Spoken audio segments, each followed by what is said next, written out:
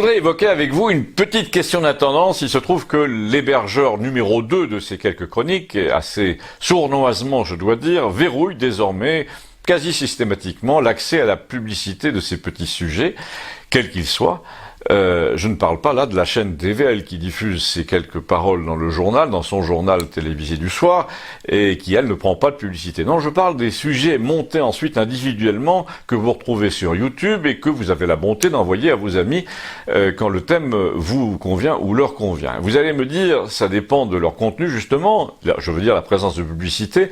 Eh bien non, plus maintenant. Les quelques secondes de publicité qui me rapportaient 1 euro par jour, enfin de quoi payer mes 3 nom de domaine et mon abonnement Internet, eh bien ces publicités sautent même quand je ne parle que de la culture des légumes ou récemment de pianistes par exemple. Donc il y a bel et bien une tentative délibérée de décourager l'auteur et non de censurer un sujet impropre aux annonceurs comme ils disent, parce qu'on se demande en quoi des histoires de pianistes de génie peuvent déplaire aux annonceurs.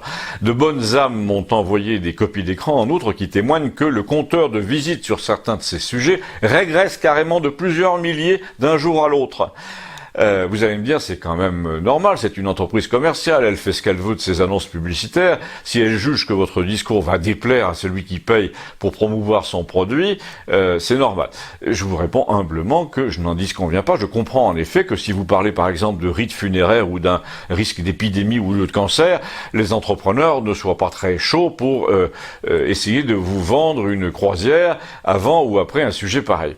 Et donc il y a un robot qui scanne à toute allure ce que vous dites, qui relève les mots-clés et qui visiblement s'est aperçu que j'employais assez souvent un mot pour un autre pour déjouer les soupçons, parce que désormais il supprime toute publicité pendant les 3000 premières visites de manière préventive à mon sujet, avant de rétablir les choses une fois que le gros des visiteurs est passé.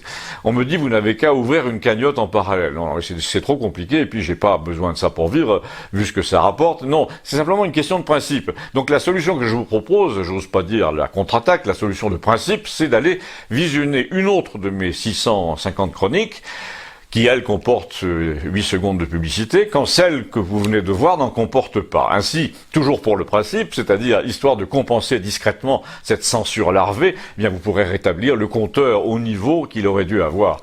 Je précise qu'une fois plus, cette suggestion m'est venue de l'inépuisable Gustave qui m'a dit « On est dans une société où il sert à rien de se fâcher, ni même d'ailleurs de fâcher les autres, il faut jouer la résistance qui ne fait pas de vagues. » Donc la résistance est à portée de clic.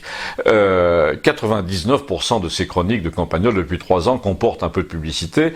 Alors allez les regarder pour compenser celles qui n'en comportent pas. C'est simple. C'est juste pour le principe, là encore, cette histoire de leur donner une leçon. Merci, abonnez-vous.